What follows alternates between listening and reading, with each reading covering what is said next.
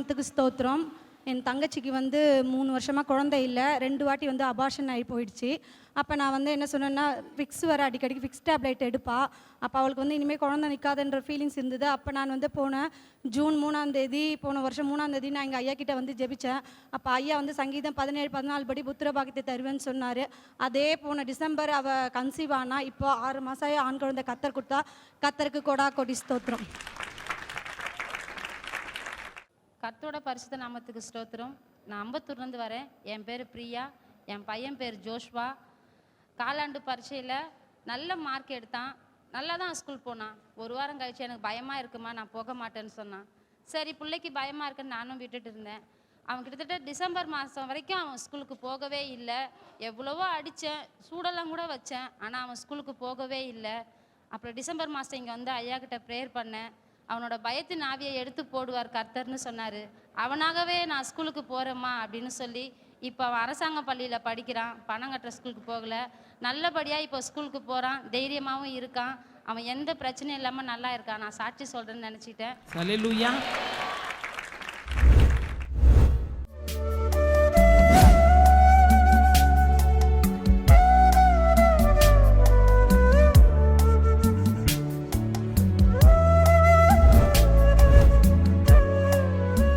கிறிஸ்துவுக்குள் மிகவும் பிரியமான எனதருமை சகோதர சகோதரிகளே, நம்மை சிருஷ்டித்தவரும் நம்மை உண்டாக்கினவரும் நம்மை ஒருபோதும் மறந்து போகாதவருமாகிய இயேசு கிறிஸ்து முனையற்ற நாமத்தினாலே உங்கள் எல்லாரையும் வாழ்த்தி ஆசீர்வதிக்கிறேன். அல்லேலூயா.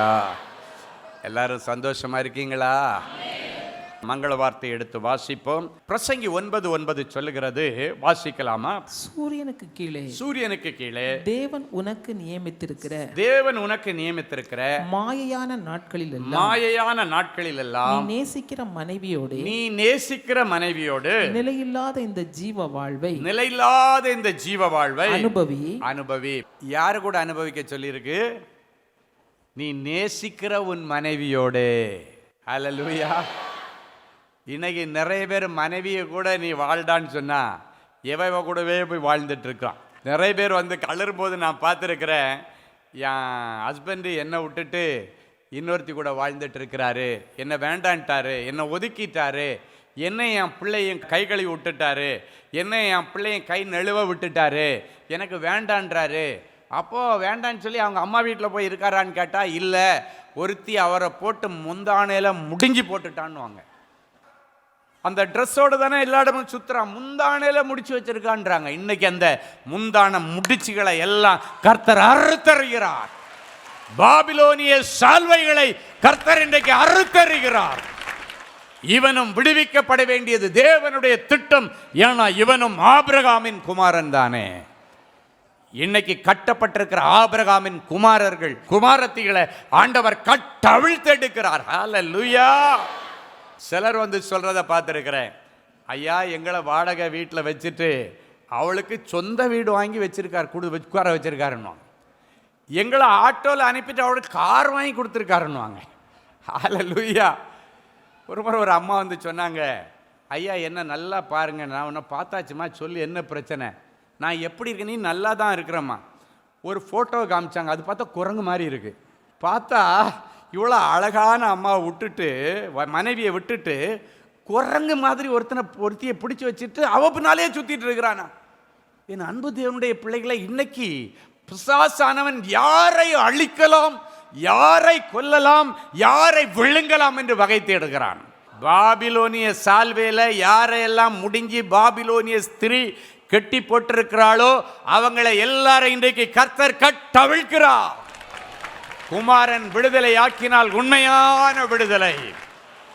அம்மா நீ போதும், உன் சங்காத்தமும் போதும், ஆளை விடுன்னு சொல்லிட்டு துண்டை காணும் துணியக்காரன் தூக்கி எறிஞ்சிட்டு நீ வர போறாங்க. ஆமேன். பிரசங்கி 9:7 சொல்லுகிறது, உன் திராட்சை ரசத்தை மனமகிழ்ச்சியுடன் குடி. அப்படின்னா உனக்கு நான் கொடுத்திருக்கிற மனைவியோடு மனமகிழ்ச்சியோடு வாழ். இன்னொரு வசனம் சொல்லுகிறது, உன் இளவயதின் மனைவியோடு நீ மகிழ்ந்திரு. சில குடும்பங்களில் இப்போ எல்லாம் பார்த்தீங்கன்னா கல்யாணம் ஆகியும் கணவன் மனைவிக்கு இடையில உள்ள உறவு இல்லாமல் நிறைய ஜெப விண்ணப்பங்கள் வருகிறதை பார்க்கிறேன்.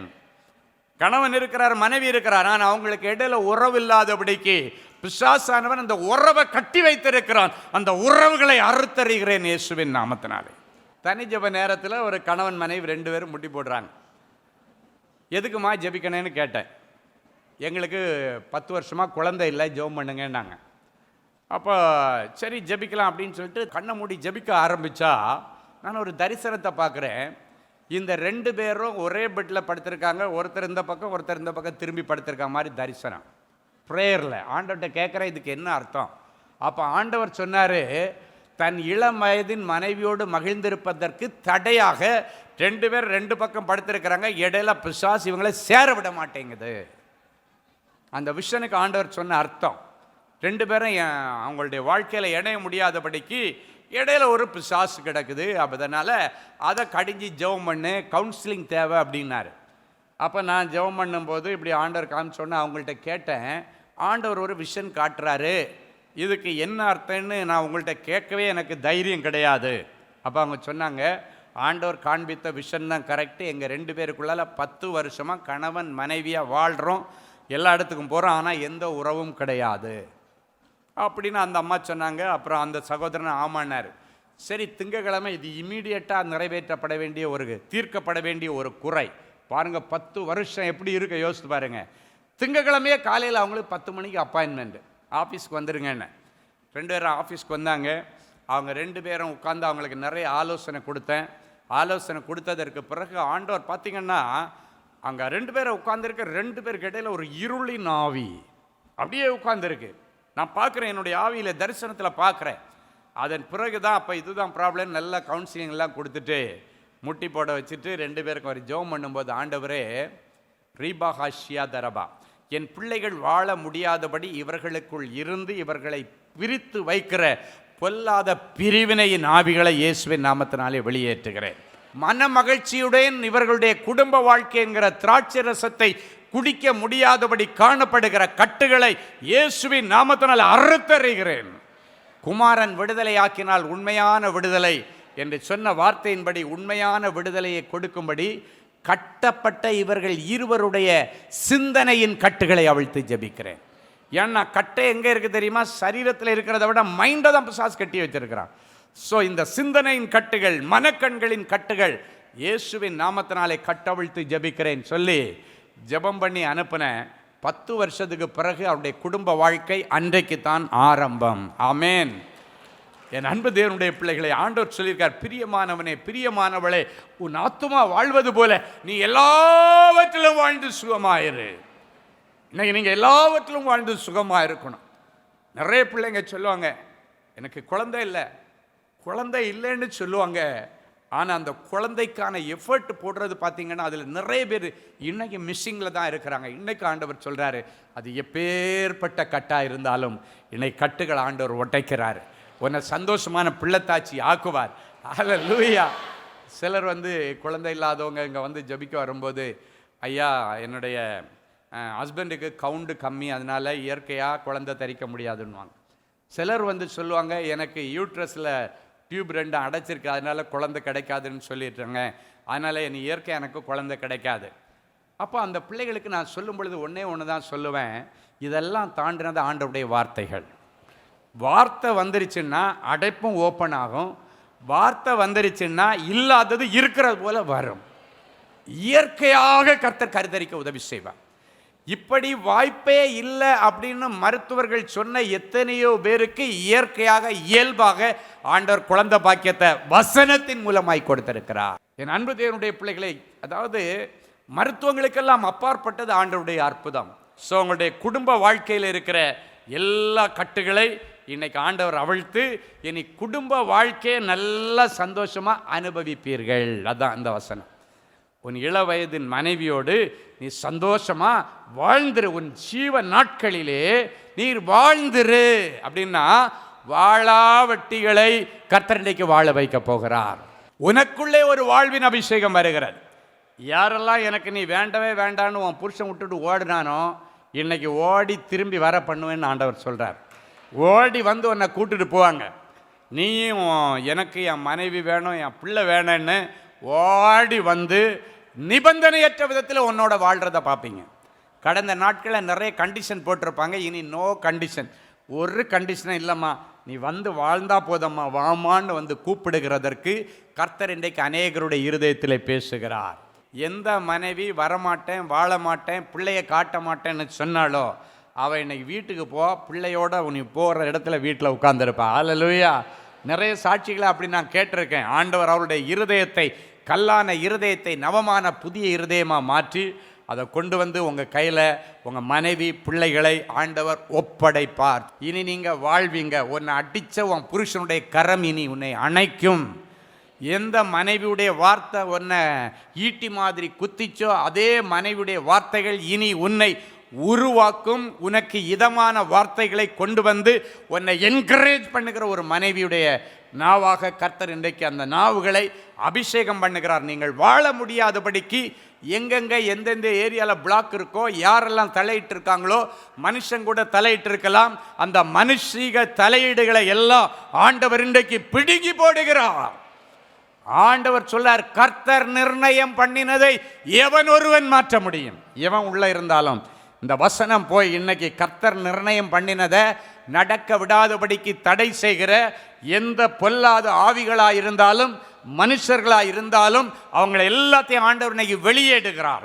நீயும் உன்னுடைய மனைவி பிள்ளைகள் சந்தோஷமாய் வாழ முடியாதபடிக்கு குடும்பத்தை கூறு போட யாரெல்லாம் தவறான ஆலோசனைகளையும் தப்பான நிறைய ஆலோசனைகளை கொடுத்தாங்களோ அவங்கள உங்க வாழ்க்கையிலிருந்தே ஆண்டவர் பிடுங்கி போடுகிறார். இனி கர்த்தரே உங்களுக்கு நல்ல ஆலோசனை கர்த்தராயிருந்து உங்களை நடத்துவேன் ஆண்டவர் சொல்லுகிறார். ஹல்லேலூயா. எடுத்து வாசிங்க. அப்போஸ்தலர் 24:3 வசனம் இப்படியாய் சொல்லுகிறது. வாசிப்போமா? கனம் பொருந்திய ஃபேலிக்ஸே, கனம் பொருந்தின ஃபெலிக்ஸே, உம்மாலே நாங்கள் மிகுந்த சமாதான சௌக்கியத்தை அனுபவிக்கிறதையும் உம்முடைய பராமரிப்பினாலே இந்த தேசத்தாருக்கு சிறந்த நன்மைகள் நடக்கிறதையும் நாங்கள் எப்பொழுதும் எங்கும் மிகுந்த நன்றியறிதலுடனே அங்கீகாரம் பண்ணுகிறோம். நாங்கள் மிகுந்த சமாதான சௌக்கியத்தை அனுபவிக்கிறது. இது நீங்கள் சொல்லிட்டீங்கன்னாலே உங்கள் வாழ்க்கையில் இருக்கிற சமாதான கேடுகளை கர்த்தர் அப்புறப்படுத்துவார். இதை நீங்கள் சொல்லிட்டு இருக்கிற நேரத்தில் தாமே உங்கள் சரீரத்தில் உள்ள எல்லா வியாதி கட்டுகளை கர்த்தர் அறுத்தறிகிறார். அல்லேலூயா. சமாதான கேடுகளை அனுபவிச்ச நீ இனி நல்ல சமாதானத்தை அனுபவிக்கும்படி சூழ்நிலைகளை மாற்றுவார். சமாதான கேடுகள் இருந்த சூழ்நிலை மாறி நிறைவான சமாதானத்திற்கு ஏதுவான காரியங்கள் நடக்கும். அப்படின்னா என்ன அர்த்தம்னா, உன் சமாதானத்தை பறித்த சம்பவங்களிலே இன்றைக்கு அற்புதத்தை செய்து மறுபடியும் சமாதானத்தை தருவார். உன்னுடைய சரீரத்திலே எந்த வியாதி வந்ததன் நிமித்தம் நீ வேதனையோடு இருக்கிறியோ அந்த வியாதியை இன்றைக்கு குணமாக்குகிற அந்த நிமித்தம் உனக்கு ஒரு சமாதானத்தை கர்த்தர் தருவார். எரேமியா 33:6 சொல்லுகிறது, இதோ நான் அவர்களுக்கு சௌக்கியமும் ஆரோக்கியமும் வரப்பண்ணி அவர்களை குணமாக்கி அவர்களுக்கு பரிபூர்ண சமாதானத்தையும் சத்தியத்தையும் வெளிப்படுத்துவார். இனி உங்களுக்கு பரிபூர்ண சமாதானம், பரிபூர்ண சுகத்தையும் சத்திய வசனங்களை அனுப்பி ஆண்டவர் இன்னைக்கு குணமாக்குவார். அது எப்பேற்பட்ட கொள்ளை நோயாக இருந்தாலும் இது உனக்கு விடுதலையின் நாள், இது உனக்கு ஒரு அற்புதத்தின் நாள். ஆண்டவர் உனக்கு அதிசயத்தை செய்து உன்னை வாழ வைக்கிற ஒரு அருமையான நாள். ஹல்லேலூயா. அன்பு சகோதரனை சகோதரியே, நீண்ட நாட்களாக 4 சுவர்களுக்குள்ள விழுந்து கிடந்து ஆண்டவரே எனக்கு இறங்கும் என்று சொல்லி அழுது கொண்டிருந்தார். ஆண்டவரே என் கடன்களை மாற்றும், ஆண்டவரே எனக்கு ஒரு வேலையை தாரும், ஆண்டவரே எனக்கு ஒரு விடுதலையை தாரும், ஆண்டவரே என் பிள்ளையை ரட்சியும், ஆண்டவரே என் பிள்ளைக்கு ஒரு நல்ல திருமணம் நடக்கட்டும், ஆண்டவரே எனக்கு ஒரு சொந்த வீடு தாரும், ஆண்டவரே எனக்கு ஒரு அடைக்கப்பட்ட கற்பத்தை திறந்து பிள்ளையை தாரும் என்று நீண்ட நாட்கள் கதறி அழுது கொண்டிருந்தீர்கள். உனக்கு நன்மை நடக்க போகிறது என்று சேனைகளின் கர்த்தர் சொல்லுகிறார். நீ விதைத்த நன்மையின் கிரியைகளை ஆண்டவர் கண்டு நன்மையான ஈவுகளையும் பூரணமான வரங்களையும் பூரணமான செல்வங்களையும் பூரணமான வரங்களையும் உனக்கு கொடுத்து இந்த பூமியிலே இனி தலை நிமிர்ந்து நடக்க பண்ணுவேன்னு சொல்லுகிறார். ஆண்டவரே உமக்கு நன்றி. நீதிமானுடைய வீட்டிலே அநேக பொக்கிஷம் என்று சொன்னேன். ஆண்டவரே, நீதிமான்களாய் இப்பொழுது மாறியிருக்கிற என் பிள்ளைகளுடைய வீடுகளிலே இனி அநேக பொக்கிஷம் இருக்கட்டும். என் பிள்ளைகளுடைய கடன்களை அடைக்கும்படி பரலோக மதகளை திறக்கிறதற்காக உமக்கு நன்றி செலுத்துகிறோம். என் பிள்ளைகளுடைய வீட்டில் இருக்கிற பொக்கிஷ சாலை இனி நிரம்பி வழிவதாக. என் பிள்ளைகள் இனி கடன் வாங்கக்கூடாது, கொடுக்கிற ஜாதியாய் மாற்றும். நீதிமானாய் இருந்த நோவாவையும் அவன் மனைவி, பிள்ளைகள், அவனுடைய மருமகள்கள் எல்லாரையும் பேழைக்குள்ளே பாதுகாத்த ஆண்டவரே, நீதிமானாய் தன்னை ஒப்பு கொடுத்திருக்கிற இந்த பிள்ளைகளையும் குடும்பத்தையும் ஆண்டவர் இப்பொழுது இயேசு என்கிற பேழைக்குள்ளே மூடிக்கொள்ளுவீராக. கர்த்தருடைய நாமம் பலத்த துருகம், நீதிமான் அதிலே ஓடி சுகமாய் தங்கியிருப்பான் என்று சொன்னீரே. என் பிள்ளைகளுடைய முழு குடும்பத்தையும் இயேசு என்கிற பேழைக்கு உள்ளே நாங்கள் கொடுக்கிறோம். உடைய பேழைக்குள்ளே பொதிந்து கொள்ளுவீராக. நீதிமான் கைவிடப்பட்டதையும் அவன் பிள்ளைகள் அப்பத்திற்கு இறந்து திரிகிறதை காண முடியாது என்று சொன்னீர். இன்றைக்கு தங்களை பரிசுத்தம் பண்ணி நீதி மார்க்கத்துக்கு வாழ ஒப்பு கொடுத்திருக்கிற இந்த நீதிமான்களுடைய குடும்பத்தை கர்த்தர் ஆசீர்வதிப்பீராக. ஆண்டவரே, என் பிள்ளைகள் கையிட்டு செய்கிற காரியங்களின் பலனை இனி அனுபவிப்பார்கள் என்று சொன்னீரே. அடைக்கப்பட்ட வேலை வாசல்கள் திறக்கப்படுவதாக, அடைக்கப்பட்ட திருமண வாசல்கள் திறக்கப்படுவதாக, அடைக்கப்பட்ட முன்னேற்ற வாசல்கள் என் பிள்ளைகளுக்கு திறக்கப்படுவதாக. பல வருஷமா வேலை செய்யறேன், ஆனா சம்பள உயர்வு இல்லைன்னு சொல்லுகிற பிள்ளைகளுக்கு தாவீது நாளுக்கு நாள் விருத்தி அடைந்தான். சேனைகளின் கர்த்தர் அவனோடு இருந்தாருங்க வசனத்தை அனுப்பி இனி நாளுக்கு நாள் விருத்தியையும் முன்னேற்றத்தையும் தருவீராக. கடன் வாங்கி கடனிலே காலத்தை ஓட்டுகிற என் பிள்ளைகள் இனி கடன் வாங்கக்கூடாது, கடன் கொடுக்கிற ஜாதியாய் இவர்களை மாற்றுவீராக. கடன்களை அடைக்கும்படி பரலோக மதங்களை திறப்பதாக. ஆண்டவர் சமாதானத்தை தார். எந்தெந்த காரியத்திலே சமாதானத்தை இழந்தார்களோ அந்த காரியத்தில் இன்றைக்கு அற்புதம் நடக்கட்டும், அந்த காரியத்தில் இன்றைக்கு அதிசயம் நடக்கட்டும். இவர்களுக்கு சௌக்கியமும் ஆரோக்கியமும் வரப்பண்ணி வியாதிகளை எல்லாம் குணமாக்கி அக்கிரமங்களை மன்னித்து கட்டிகளை கரைத்து தெய்வீக சுகத்தை தார். மூச்சு மண்டலம் புதிதாய் மாறட்டும். இதயத்தில் இருக்கிற துடிப்பு நார்மலுக்கு வரட்டும். இதயத்தில் இருக்கிற ஓட்டைகள் மூடப்படுவதற்காக உமக்கு நன்றி செலுத்துகிறோம். இதய அடைப்புகளை கர்த்தர் திறந்து விடுவீராக. தோல் வியாதிகள் மாறட்டும். எந்தெந்த பிள்ளைகள் எனக்கு இழுப்பு வியாதி, ஃபிட்ஸ் வியாதி, சைனஸ் வியாதி என்று வந்திருக்கிறார்களோ அத்தனை பேருடைய நாசியிலே உம்முடைய சுவாசத்தை ஊதி இப்பொழுதே அற்புதம் செய்வீராக. Blood cancer, breast cancer, bone cancer, tongue cancer மறைந்து போவதாக இயேசுவின் நாமத்தினால். தோல் கேன்சர் மறைவதாக இயேசுவின் நாமத்தினால். கர்ப்பம் சம்பந்தப்பட்ட வியாதிகள் குணமாகட்டும். கர்ப்பத்தில் இருக்கிற அடைப்புகள் திறக்கப்படட்டும். கட்டிகள் அப்புறப்படுத்தப்படட்டும். தைராய்டு பிரச்சனைகள் மறைவதாக. வீக்கா இருக்க யூட்ரஸ் ஆண்டவர் புதிதாய் மாற்றித்தாரும். ஆண்டவரே, பிசிஓடி பிரச்சனைகள் மறைவதாக இயேசுவின் நாமத்தினாலே. என் பிள்ளைகளுக்கு நல்ல தடைப்பட்டிருக்கிற திருமண காரியங்கள் நல்லபடியாக நடக்கட்டும். ஆண்டவரே, என் பிள்ளைகளுடைய அடைக்கப்பட்ட கற்பங்களை திறந்து அருமையான பிள்ளை செல்வங்களை கொடுத்து என் பிள்ளைகளை கனம் பண்ண. சொந்த வீடு வாசலுக்காய் காத்திருக்கிற பிள்ளைகளுக்கு சொந்த வீட்டை கட்டித்தார். இயேசுவின் மூலம் பிதாவே, ஆமேன், ஆமேன். கிறிஸ்துவுக்குள் அன்பானவர்களே, ஆண்டவராகிய இயேசு கிறிஸ்துவின் இனிய நாமத்தில் அன்பின் வாழ்த்துக்கள்.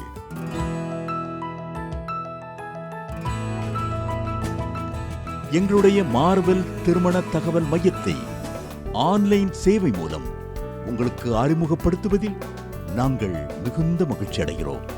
எங்களது மார்வெல் திருமண மையம் கிறிஸ்தவ குடும்பத்தில் திருமணத்திற்கு ஆயத்தமாயிருப்பவர்கள் தங்களுக்கு ஏற்ற வாழ்க்கை துணையை தேர்ந்தெடுக்க சிறந்த திருமண சேவை மையமாக இருக்கிறது.